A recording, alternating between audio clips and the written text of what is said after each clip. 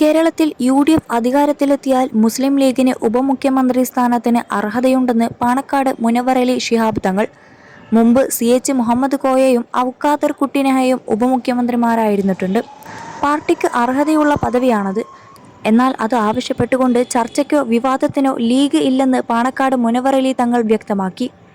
മുസ്ലിം league ഒരിക്കലും മതം പറഞ്ഞ് വോട്ട് വാങ്ങിയിട്ടില്ല എന്നും മതം പറഞ്ഞ് വോട്ട് നേടുക ലീഗിന്റെ സമീപനമല്ല എന്നും അദ്ദേഹം പറഞ്ഞു.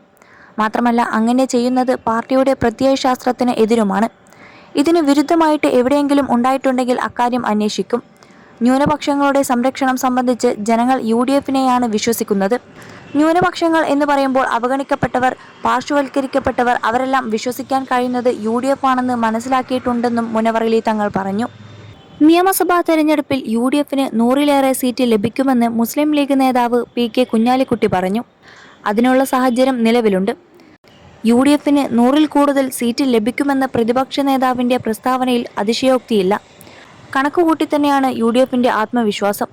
ലീഗിനും അതേ വിലയിരുത്തലാണുള്ളത്. ലീഗ് മത്സരിച്ച പുനലൂരും ചേലക്കരയിലും പോലും ശക്തമായ UDF ട്രെൻഡുണ്ടെന്ന് കുഞ്ഞാലിക്കുട്ടി പറഞ്ഞു.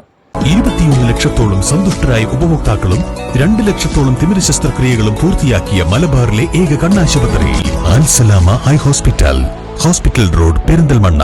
മുസ്ലിം ലീഗിന് ഉപമുഖ്യമന്ത്രി സ്ഥാനത്തിന് അർഹതയുണ്ടെന്ന മുനവറലി ശിഹാബ് തങ്ങളുടെ പരാമർശം UDFൽ വരാനിരിക്കുന്ന വിവാദങ്ങൾക്കാണ് വഴി തുറക്കുന്നത്. ഇപ്പോൾ അത്തരം കാര്യങ്ങൾ ചർച്ച ചെയ്യേണ്ട എന്ന് പറഞ്ഞ് മുതിർന്ന നേതാവ് PK കുഞ്ഞാലിക്കുട്ടി സാഹചര്യം ലഘൂകരിക്കാൻ ശ്രമിക്കുന്നുണ്ടെങ്കിലും മന്ത്രിസ്ഥാനം മുസ്ലിം ലീഗിനുള്ളിൽ നിന്നും ഉയരുന്ന ആവശ്യമാണെന്ന് വ്യക്തമാണ്. തിരഞ്ഞെടുപ്പ് ഫലം വരുന്നതിന് മുൻപേ ഇക്കാര്യങ്ങൾ ചർച്ചയാക്കുന്നത് ഒഴിവാക്കാനാണ് ലീഗ് നേതൃത്വം ശ്രമിക്കുന്നത്.